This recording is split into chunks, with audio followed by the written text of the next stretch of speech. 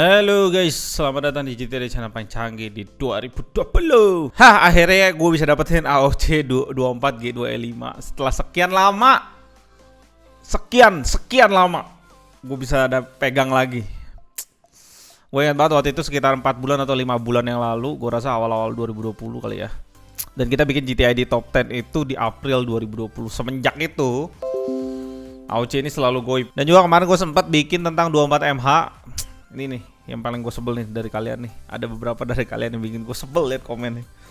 Jadi gini ya, waktu itu pas gue bikin AOC 24G25 ya, 24MH waktu itu masih di luar radar gue. Dan pada saat gue bilang 24G25 ini bagus banget nih. Dan sampai ada satu komen ngomong gini guys, dasar sales AOC. Gila, semeyakinkan itu kah sampai gue dibilang sales AOC. Tapi setelah itu barang itu gaib. Tiba-tiba entah dari mana, entah berantah dari mana, MH masuk nih, 24MH masuk. Gue bikin lagi. Kan gue pengen cari alternatif dong ya. Jujur gue suka, ini ya gue kasih tau dulu ya. Gue suka nih monitor ini. Selain dari build quality yang bisa goyang-goyang itu, karena kalian juga yang ngomong bisa goyang-goyang. Gue juga awalnya, ya gue tahu sih kualitas kakinya kan kurang. Gue pegang-pegang memang biasa aja, bukan kurang, biasa aja. Tapi gue nggak tahu kalau sampai goyang. Itu gue juga tahu dari komen kalian semua. Dan ini gaib ya, gue cari dong alternatif. Bener gak sih? Gue sebagai reviewer gue suka monitornya, tapi gue gak suka di sendirian di atas tengil nanti. Itu pandangan gue. Jadi ya gue cari alternatif dan yang paling mendekati adalah 24MH. Dan 24MH gue ulik, gue review juga. Gue ulang hal yang sama. Bias lu bang, bla bla bla bla bla bla gitu lah. Bias lu. Padahal AOC lebih baik dari segalanya. Kayak udah kayak fan mati gitu. Nah jadi banyak banget yang di komen ngulang lagi kejadian pas awal-awal gue bilang G25 bagus. Dia bilang bias lu bang, kayak kayaknya lu disponsor sama HP dan lain-lain. Padahal tujuan gue bukan itu. Tujuan gue sebagai reviewer kan, sponsor gue yang paling besar adalah kalian semua, bukan AOC, bukan HP gitu. Dan pada saat gue bikin video itu, gue sama sekali nggak disponsor sama mereka. Karena gue udah bilang sekali lagi, karena gue disponsor, gue pasti di giveaway monitor yang buat lu pada. Dan karena kemarin gue udah bikin 24MH color gamutnya, gue pengen bikin juga di AOC G25. Karena banyak banget yang komplain yang kemarin itu bilang, nggak mungkin bang, 24MH kan cuma segitu doang color gamutnya. AOC G25 kan beratus-ratus persen, di atas 100%. Nah oke. Dua-duanya gue tes ya, pakai data color yang sama. Kalau lu bilang data color itu nggak akurat, oke, gue terima. Tapi kalau dua-duanya gue tes pakai data color yang sama, environment yang sama, ruangan yang sama, PC yang sama, meja yang sama, keyboard mouse yang sama, datanya gue bisa hilangin ketidakakuratannya itu. Karena sama-sama semuanya gue tes. Oke, di website di sini tertulis 300 nits. Dia tulis sRGB 102%. Gue inget kalau nggak salah waktu itu sampai 100 berapa, 118% atau berapa, lupa gue. Pokoknya spesifikasi tinggi banget sih. Pas pertama kali gue review deh, kalian bisa cek reviewnya di link di bawah, entah G25 atau 24MH, kalian bisa cek. Color gamut 24MH juga gue kasih tahu, ada linknya di bawah, tinggal kalian cek. Nah waktu itu gue di komennya tuh dia bilang, kalau nggak salah dia ngomong gini, bang G2E5 kan color gamutnya di atas 118%, bla bla bla bla bla bla. Kalau MH cuma 100%. Oke, gue tekanin sekali lagi. Pada saat kemarin gue tes color gamut 27G2 bahkan lebih ekstrem lagi. Dia tulis 126% kalau nggak salah di website display specification. Dan gue cari di website, cari di Reddit gitu ya, cari artikel yang lain. Ternyata setinggi-tingginya sRGB yang paling penting itu 100%. Lu lebih tinggi dari 100% ya oversaturated, lebih rendah dari 100% undersaturated. Jadi nggak ada yang akurat. Bagusnya lebih dari 100%, gue rasa bisa dikalibrate ke bawah gitu. Kalau memang bener-bener lebih dari 100%. Tapi ternyata di 27G2 dia terjadinya bukan seperti itu. Jadi 125% itu dipakai. Ini ya kata orang Reddit ya, gue udah tampilin juga di video itu. Kata orang Reddit itu 125% itu dipakai sebenarnya untuk marketing bahwa DCI-P3 dia tinggi. Tapi sRGB-nya mungkin 99, 100% gitu. Tapi memang di 27G2 gue tes sendiri di CI-P3-nya luar biasa, kalau nggak salah sampai 90% kalau nggak salah ya, gue lupa ya. Tapi kalian bisa cek videonya. Oke, di website, di data yang kita dapat 98% sRGB, 80% Adobe RGB, 79% P3 dan 74% NTSC. Di sini tulisnya 88% lagi, lebih banyak gitu ya. Tapi gue nggak tahu alat yang diukur apa, mungkin AOC bisa komen di bawah. Alat yang lu pakai apa? Kita sama-sama pakai alat yang sama nanti. Tapi alat data color gue pakai SpiderX Elite. Ini yang data yang gue dapet. agak sedikit berbeda dengan website, tapi kayaknya yang paling berbeda NTSC sih. Beda hampir 14%, tapi sRGB-nya cukup bagus menurut gua. Dan kita bandingin di sini sama 24 mH. Sayangnya 24 mH gua nggak ada data lengkapnya. Waktu itu gua cuma tes color gamut dan gua belum ngerti yang lain-lainnya. Jadi ya ini doang yang bisa dapat, dan sekarang gua mau ambil lagi 24 mH udah gaib diborong sama orang-orang. Oke, di sini sRGB 96%, Adobe RGB 74%, DCI-P76, NTSC 71, ya beda-beda sedikit lah ya, berapa persen di semuanya bahkan kalah 24 mH. Oke, gua nggak masalah.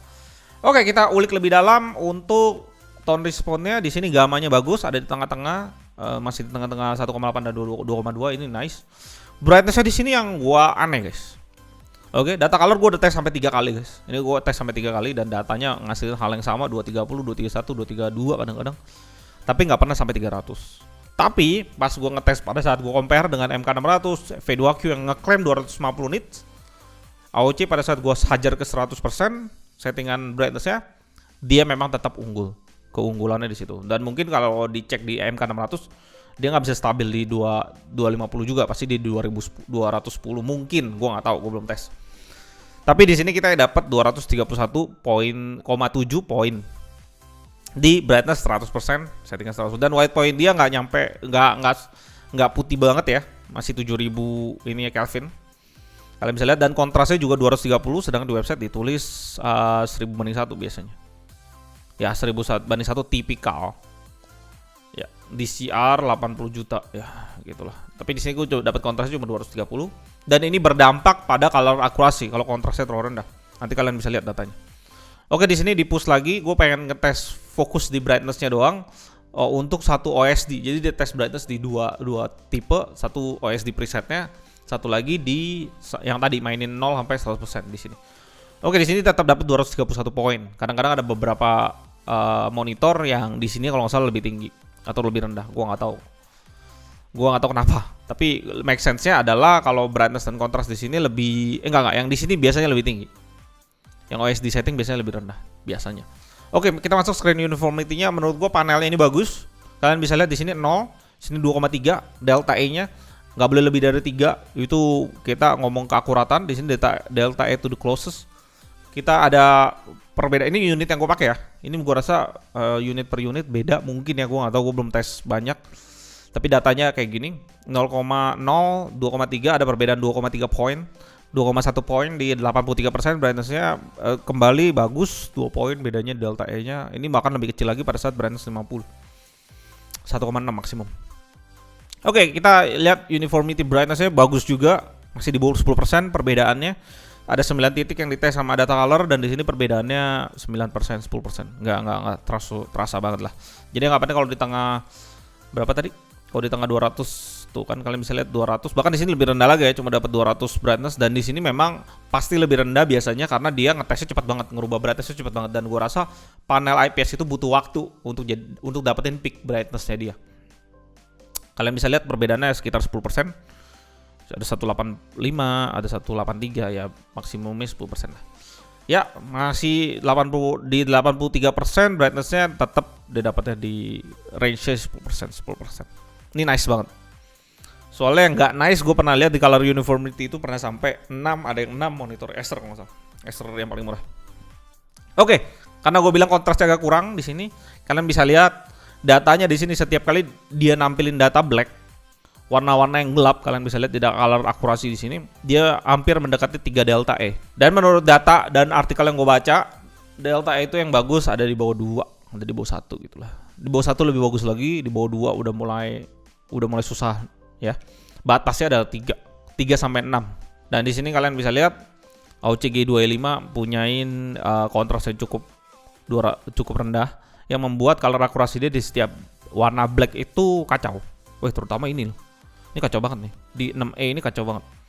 Dia sampai delta E3, dan biru ini 1F, kalian gak usah bingung, di sini selalu lebih. Beberapa monitor doang yang bisa di bawah 3. Itu jarang banget. Oh, beberapa warna terang juga masih ngacir di atas ya. Masih cukup ngacir di atas, kalian bisa lihat. Dan monitor rating yang dikasih sama data color 3,5 gitu ya. Gua nggak punya data untuk 24 mH, dan waktu itu karena gue baru belajar, gue sekali lagi ngomong, Gue waktu itu baru belajar, harusnya gue compare dua-duanya, tapi setelah sekarang ini 24 mAh malah gaib dan G2E5 malah ada gitu ya. Ya ganti-gantian lah.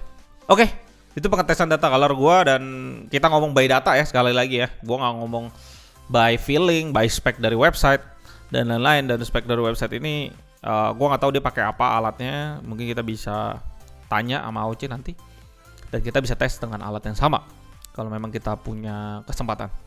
Nah, dari sini tetap gue bisa simpulin bahwa dua monitor ini adalah top tier di bawah 2 juta lah, di 2 juta lah gue bisa bilang, nggak di bawah lagi. Kadang-kadang ada yang 2 atau ada yang jual di 2 juta, 2 juta 100, itu tergantung.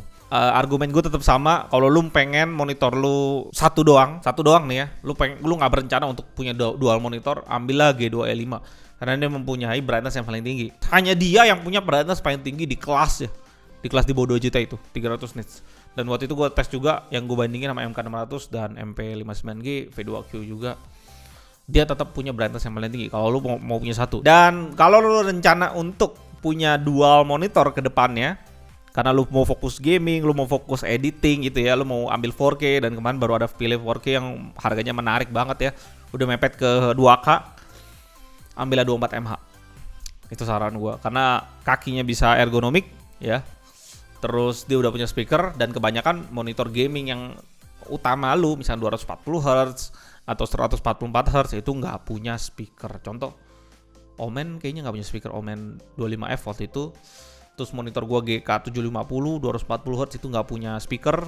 Cuma ada Asus, kalau nggak salah Asus yang selalu kasih speaker. Cuma itu juga speakernya biasa aja. Ya mirip-mirip sama MH lah.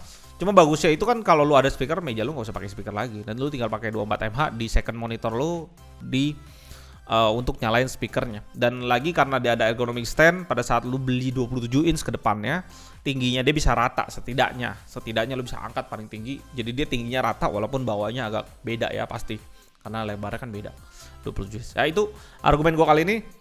Dan kembali lagi guys, gua mau ingetin bahwa ini monitor entry level, jangan berdebat masalah gaming, menurut gua nggak make sense.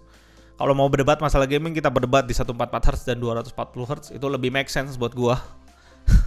Karena buat kalian yang udah pernah ngerasain 144 Hz dan 240 Hz, lu udah males deh berdebat di 75 Hz, karena lu udah tahu itu monitor bakalan jadi second monitor lu. Dan sekali lagi gua tahu guys, data 27G2 itu sangat-sangat menarik, dan gua nggak sabar untuk perangin dengan GL650F. Masalahnya gua selalu rekomendasi GL650F ke kalian semua, karena perbedaannya sekarang kalau gue bilang 27G2 ada di 3,7, GL600 ada di 4,3. Perbedaannya adalah HDR10 dan 150 brightness, 150 nits. Dan gue nggak sabar untuk liatin Spider X Elite ini untuk ngebaca kedua data tersebut. Jadi gue punya argumen tentang data itu lebih akurat aja buat pilihan kalian. Thank you banget udah nonton, dan thank you banget AOC udah datengin monitor ini yang cukup banyak gue rasa ya, memenuhi kebutuhan orang Indonesia yang saking sukanya dengan monitor ini. Bezelnya gue ingat banget sih, memang bagus banget pada saat gue pegang.